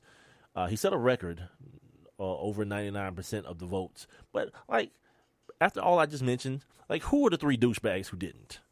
Because, like, you hear this kind of stuff that Ken Griffey, because Babe Ruth and because Hank Aaron and because Tom Seaver didn't get in unanimously. They didn't get 100% of the vote. So Ken Griffey damn sure can. Are you damn out of your mind? Why not? Like, just because somebody, first of all, Hank Aaron was black. So in baseball, that's a problem. Babe Ruth was a drunk. could be perceived as a problem if you're one of those moralist type of guys. I don't know if Tom Seaver had any issues or anything of that nature, but the reality is this: if Ken Griffey was the lone pure flame in the darkness that they call the steroid era, why should he not be able to get in with 100% of the vote? Like, at this point, now, you know what? The vote should be, your vote should be made known. Like, you shouldn't be able to hide in anonymity and be the douchebag who's like, you know what, if Babe Ruth couldn't do it, Ken Griffey can't either. And you just don't vote for him because of that. You're an idiot. See, this is why. Once again, me and baseball will never be friends. Shout out to you, boy. What up, Mark? Mark's in the chat room. You guys can join as well. Just log on to Spreaker.com or the Spreaker app and follow my show, the number one, MICWITHBIGMIKE. Mark, you have some problems getting in? You have some problems getting into the chat room? You gotta let me know, because I'm using this new Spreaker console now, and we gotta work the bugs out of this joint, man. But yeah, you're just being an a-hole if you don't vote for Ken Griffey to be in the Major League Baseball Hall of Fame. And for that reason, like, I'm never going to be able to just buy in all the way to baseball. Ever. Ever, ever. You know what I mean? Because it's just too much stupidity like that. Like, I think it's stupid. I think the fact that Barry Bonds and Roger Clemens aren't in the Hall of Fame because you post it, or you hold it up as a museum. Well, you know what museums have in it? They got bad stuff, too. You know what I mean? Like, yeah, go to Charleston, South Carolina. I went. They got a slave museum there. And, yeah. Oh, yes, indeed. Yeah. You want your eyes opened? Yeah, show up at that joint. They got shackles. They got little leg irons for babies. They shackled the babies back in the day. Yeah, you can see the whips that they used to put on them dudes' backs. Mm-hmm.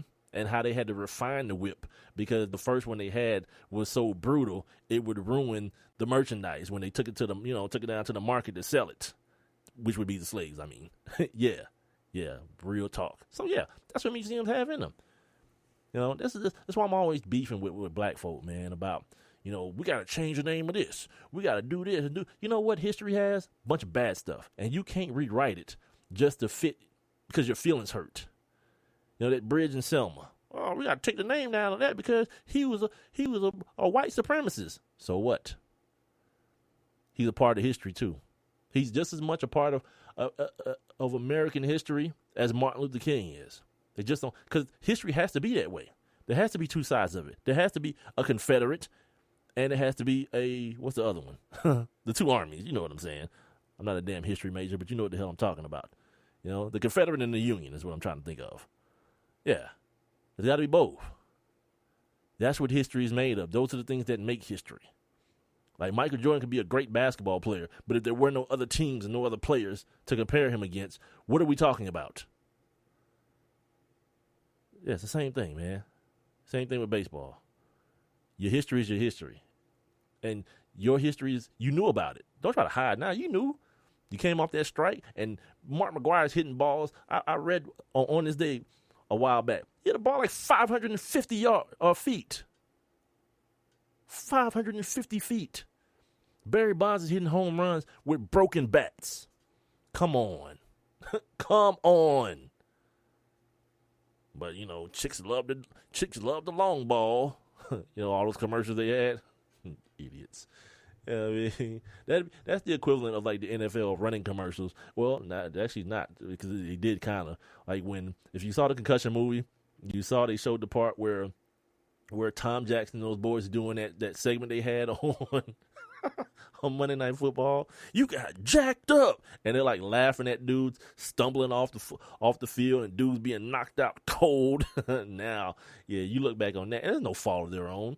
And, the NFL hit all these things from everyone. So it's not no fault of their own, but they probably do look back at that like, man, that ain't a good look. That dude almost died, and he might be dying right now slowly, and we made a joke of it.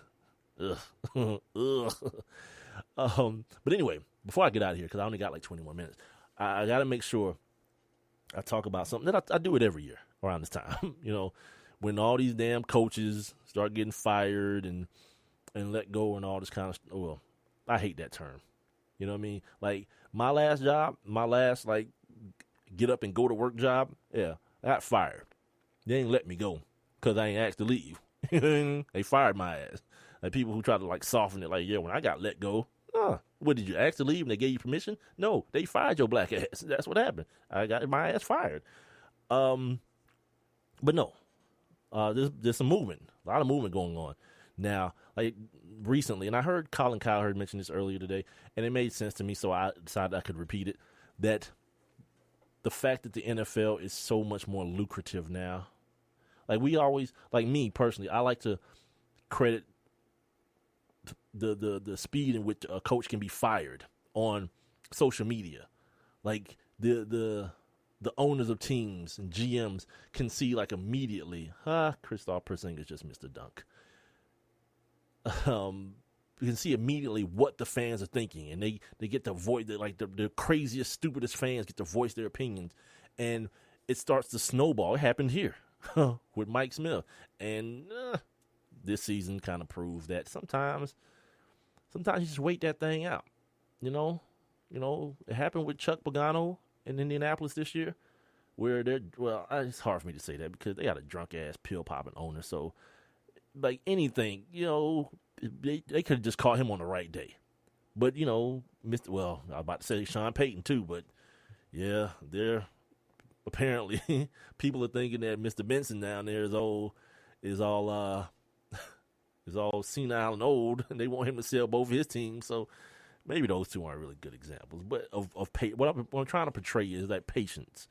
Knowing that the next might not be the best or better than what you have now. You know what I mean? It's a good, it's a good mantra to have in like relationships too. Keep you out of a lot of trouble, guys and ladies. It keeps you out of a lot of trouble, and that little bit of advice is free. So you people that go to therapy and all those type of things, that one's on the house. You ain't gotta pay that couple $100 an hour to get that. All right, where am I at? Let me find my NFL because I want to tell you guys first about all the job openings, right? Talked about Pagano and Peyton, they're staying put, but Philly, they had an opening. Tennessee got an opening. San Fran's got an opening. And they're talking to Mike Shanahan. By the way, that dude, Tom Sula, for 1 year of work, he's going to walk away and still make all the money for his entire contract. Yeah, $14 million. Once again, the term is called, in case you're not familiar, it's called white winning. Yeah, when white people lose, some kind of way they end up winning anyway. I wish somebody would fire me and I'd be trying to get fired. Maybe that's the problem. Yeah, that's the N-word in me. Just try to get fired so you can collect the loot. By the way, one of my homies, I ain't gonna tell that man business. Cleveland, there's an opening again in Cleveland. This is it's like a term for a senator. Like every 2 years, you can get your new coach in Cleveland. But you know what they did though? They did something. I call it innovative. They hired the now former GM of the Mets to let me make sure I can get here and tell you what his position is, because it's like some made up, because again, white winning. They gave him some old made up job. Where the hell is it? God, I must not have saved it. All right, I'm an idiot. But he's described as an analytics guy, a guy who's about the numbers. And, we saw the Mets this year, all those young players that came up through their farm system that produced a World Series appearance this year. Like that don't happen especially in baseball, it don't happen by accident.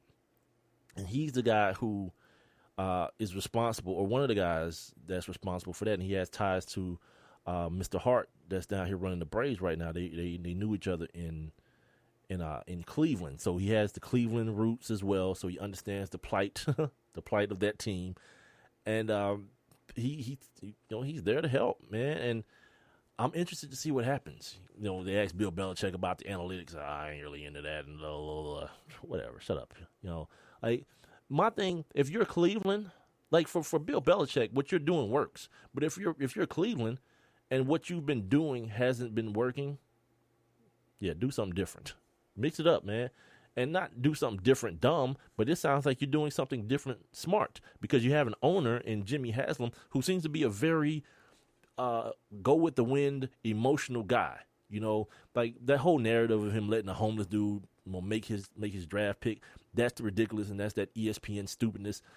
That wasn't the story from the beginning. The story was he was talking about how everybody in the city, you know, wanted to see Johnny Manziel in a Browns uniform. And he said even like the homeless guy hollered at me when I was walking out of a restaurant.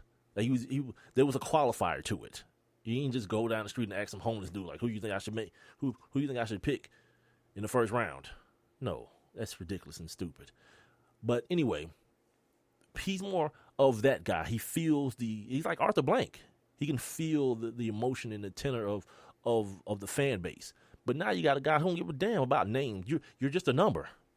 So those two things together, I mean, I can see him working. I ain't saying that the Cleveland Browns are going to pop up in the Super Bowl in the next 5 years, but I can see them, you know, I can see those two things together being a nice mix. You know, it's like me and my old lady. She's the emotional one. I'm the more practical one, and it finds its way to working.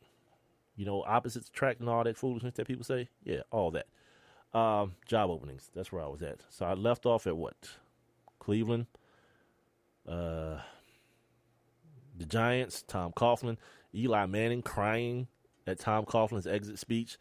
Not even like a real cry. It was like he was holding it back, and then the mouth was trembling, and it was weird, dude. Like, he ain't dead. Like, as soon as he's gone, you know what you can do? Pick up your cell phone and call Coach Coughlin and holler at him. You know what I mean? It's like, that dude made a lot of money. He got 2 Super Bowl rings, and he's 70. He's damn near 80, ain't he?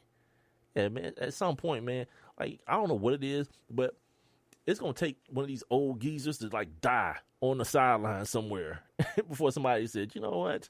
It's not really ageist. It's just playing it safe. You know, you don't know his whole situation. You know, Mortensen bragging about this dude going to the office at 5 in the morning and staying till 11. That's ridiculous. You know, you got grandkids, got kids, a wife, all that kind of stuff. Stop the madness. And the Dolphins are the last team who have a job opening. And people are they ain't waiting for people to call them. Chip Kelly got his people calling the 49ers. Steve Sarkisian, you know, the drunk ass coach from USC, apparently he's sending out feelers to NFL teams to be like a quarterback coach or an offensive coach. Like, first of all, I understand why, because no one ain't gonna really trust you around a damn kid because you drunk as hell, you know, at every turn. But you think it is different when you're dealing with grown men whose livelihoods depend on you being of sound mind and body? It's going to be different. Like, somebody's going to be like, yeah, I mean, yeah, you were drunk ass in college, but we don't care in the pros. Yeah, I would venture to say they care more. You know what I mean? More. There are less jobs, one, and there's more money. You talking about free labor. Like, yeah, they let you get away with that when you're dealing with free labor. I don't know, man. Oh, man. I ain't gonna have time to do both of these. Adrian Peterson's an idiot, man. I say that. I find myself saying that probably once a month, and this time it's for real. I'm gonna save that for Friday, because I don't think yeah. Maybe something else will come out about it. But I want to talk about this Rooney Rule thing, man. And I want to tell you guys exactly what the Rooney Rule is, because I went and made sure that not only do I know, you know, just me saying what it is, what its actual definition is. The Rooney Rule is a rule that was created by the National Football League in 2002 that requires every franchise to interview at least one minority candidate for the head coaching position once there is a vacancy. There are some sports enthusiasts that believe the world has become more politically correct, so we don't need a rule such as this. Those people would be wrong, by the way. However, studies suggest that for some reason the NFL's top positions have not followed the trend of increased diversity. Right now, there are 6 out of 32 teams. There are 6, about 18, 19% of the NFL head coaches are black men. Some guys are going to be up for jobs here pretty soon. You would think, from what's going on in Cincinnati, Hugh Jackson, but very rarely. How many times you see a bruh man get like a double dip at this thing? Like Mike Shanahan can get as many as he wants to. Even his son get many chances at being an assistant. You know, Josh McDaniel, he's about to be up for some more stuff. But like it's almost like a strain to get one of the bros to, you know, to get another shot. And I don't think Hugh Jackson was done right out in Oakland. You know, the old man died, and then they brought in Reggie McKenzie, and then everything had to change. And you know, he made the trade for he drafted Terrell Pryor with the in the supplemental draft with that third round pick, but he made the first round trade for Carson Palmer, and it didn't work out. But look at Carson Palmer now. You know, that speaks to the marriage, man. It speaks to that marriage that a quarterback and play caller should have. We've seen it with Joe Montana and then Bill Walsh and Steve Young and George Seifert, and we've seen it with Donovan McNabb and Andy Reid. We're seeing it now with Alex Smith and Andy Reid. That play caller that understands what your quarterback's maximum is, and then what his limitations are as well. So you try to hide those as much as possible. You know what I mean? It's amazing to me. To now, we're gonna see this kind of dog and pony show happen. And every year I have this conversation, I can never fix my mouth to say whether I'm for the Rooney Rule or I'm against it, because there are some good things about it. Let me give you guys another name here. Terrell Austin. He's gonna be your guy this year. You know, that guy who everyone says, you know, Terrell Austin interviewed for this job because they got to fill the quota. That's who that guy is. There's another guy I saw today, Jerome Henderson. He's the DB coach for the Browns. Now, he ain't even not for the Browns, for the Cowboys. The Browns are said to have been looking to interview him. And it's like, the Cowboys secondary sucks, first of all. It just sounds like a token type of deal.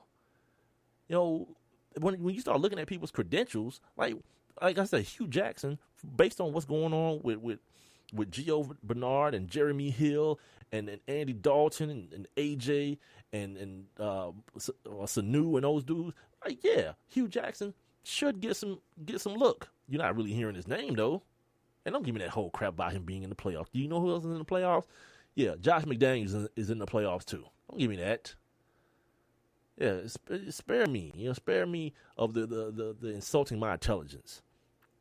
So you got a couple names that you're going to hear over and over again. So here's my deal with the Rooney Rule, right? On the positive side, it gives guys experience interviewing. Because this is not an interview like you interviewing, you know, to work at the Department of Sanitation. It's not that. You know, you turn in your resume and then some dude calls you and you put on your Sunday best and you go sit across from a desk from him and he asks you, like, you know, where do you see yourself in 5 years? And ask you stupid questions like that. This ain't that. Now, this is really like, these things go on for like days sometimes. You know what I mean? You go out to dinner with these dudes and all kind of crazy. To just tell you about how, I think it's Terrell Austin. He's going to interview with, I think, the 49ers, but they're not even bringing him. They're not even sending for him to come to the 49ers or to San Francisco. Yeah, they're just gonna like, all right, we're gonna holler at you at the meetings in New York, at the owners' meetings in New York. Like, how serious is that interview really? If we're not even gonna do it at the facility, how serious is the interview really? So that's the one thing that I think is good. That's the one thing, right? That it gives guys the experience of interviewing, because I know a lot of times they say it could be daunting to people and people don't interview their first time. That's why you see guys kind of get recycled. Like Ron Rivera was a guy like that. Ron Rivera almost fell off the map. You remember? Like, Ron Rivera was this hot dude, and then he didn't get a job after he was a defensive coordinator with the Bears, and then the next thing you know, he just kind of like disappeared. And he didn't disappear, but he was the linebackers coach for the Chargers. And then, you know, things kind of picked back up, and his name started resurfacing. And then now, you know, Ron Rivera is one of the favorites to win the Super Bowl this year. Good for him, you know. And that brings me to another point. We got like 6 minutes left. Like this, listen closely, black people. This is not a job for blacks to get head coaching jobs and GM positions. It is for minorities. You know what Ron Rivera is? He's Hispanic. Guys like Norm Chow. Right? Remember that name? former offense coordinator, Matt Leinert's guy out in at USC, and then I think he also was Jeff Fisher's guy in the pros for a while. He just got fired from the University of Hawaii, if I'm not mistaken. Yeah, it's not just black people thing. This is why I mention that, because people try to circumvent this rule. One, by doing that whole we'll trade for a coach thing. You know what the 49ers were trying to do to Sean Payton before they decided that he was going to stay. You know, we're going to give you a couple picks and get our coach in here. But wait a minute, I thought you're supposed to be doing interviews. Or, and I brought this up when it happened. You remember how Jim Caldwell got his job? The first one, not the one he might be about to get fired from with the Detroit Lions, with the Colts. Yeah, they just made him the coach in waiting. And then that became a trend for a little while. So he became the coach in waiting, and then Tony Dungy leaves, and then they slide Jim Caldwell over, and nobody says anything because Jim Caldwell's black too, so that must be cool. No, it's not. If the rule is the rule, the rule is the rule. Because again, it's not for black people or black coaches. It is for minorities to get an equal shot. And once you start letting people circumvent it, it don't stop, because Jason Garrett got a gig now. Anybody remember how he got that gig? Yeah, that same coach in waiting bull. He set Wade Phillips up, I believe, and then they ain't have to interview no damn body. That ain't cool. So the Rooney Rule to me has a lot of, I think, like most things, right? The concept at the beginning is cool, but I think still it needs to go a little bit deeper, because once Dan Quinn becomes the head coach of the Atlanta Falcons, now he kept Brian Cox, and I think Terry Rabinski's still here, right? But there's nothing that says he has to give those guys that opportunity, and see, this is where I kind of get conflicted, because there was one article I was reading today about the Rooney Rule, and it says that, one of the ways it fails, it doesn't mandate the hiring of minorities. Like, I don't want to go there either, because then you end up getting forced to do stuff like hire Mike Singletary. He's no one's coach. I know I keep bringing him up, but he's a bad coach. And then from the stuff I read to you guys a couple weeks ago, he ain't got no better. He ain't done anything to get better as a head coach, especially dealing with people. No. And I don't want to see that happen either. I don't want to see anybody's hands being forced. They talk about this thing called perceived bias. This thing that you have that you don't even know you have. And I'm always talking about it, that people are always comfortable looking into their own face, if that makes sense what I'm saying. Like, when a white man is making a hire, he don't have to be racist, but he feels more comfortable around someone that looks like him. Because when it's time to go to like charity events and it's time to go like golf outings, someone that he can talk to and is relatable to him. And we're the same way. It's the same reason you dumbasses are out here still running to the wall for Bill Cosby. That's why. And I understand it. I still think you're idiots, but I understand. Look at them. They trying to bring the black man down. Okay. All right. Don't drug and rape women, and no one can try to bring you down. Don't do that.